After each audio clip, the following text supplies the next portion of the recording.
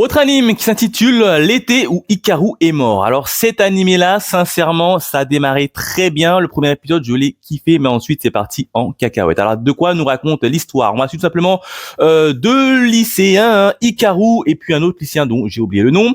Ces deux lycéens, ils sont potes et tout ça, ils traînent ensemble. Et puis un jour, t'as tout simplement Hikaru qui disparaît de la circulation et ensuite il réapparaît quelques temps plus tard. Là, tout de suite, son meilleur pote, il trouve que Hikaru a drôlement changé. C'est normal parce qu'en fait, Hikaru est malheureusement décédé et a été remplacé par une espèce de extraterrestre un peu bizarroïde.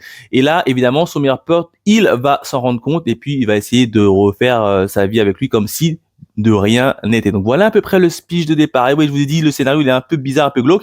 Premier épisode, j'avais ultra adoré. Sincèrement, t'étais dans un animé avec une belle série, il y avait de la tension, il y avait beaucoup de questions. Comment il va réagir le pote d'Hikaru alors qu'il sait qu'Hikaru il est mort, il a été remplacé par une autre personne. Et pourquoi est-ce que ces extraterrestres a pris le corps d'Hikaru? Donc tu vois, il y avait pas mal de questions, etc.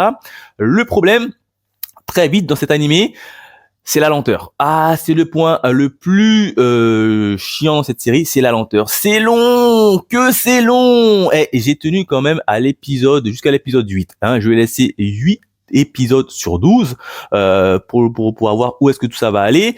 Sincèrement, à chaque fois, l'épisode passé, c'était lent. Et il y avait pas mal d'épisodes où il se passait strictement rien. Non mais moi je vous promets, il ne se passait strictement rien. Ça devenait de plus en plus glauque, de plus en plus bizarre. Après, à un moment donné, ils ont rajouté une espèce d'inspecteur de police qui va venir faire un peu régner la loi ici pour un peu découvrir où sont passés, évidemment, les Hikaru, tout ça qui disparaissent. Même ça, j'ai pas trop kiffé.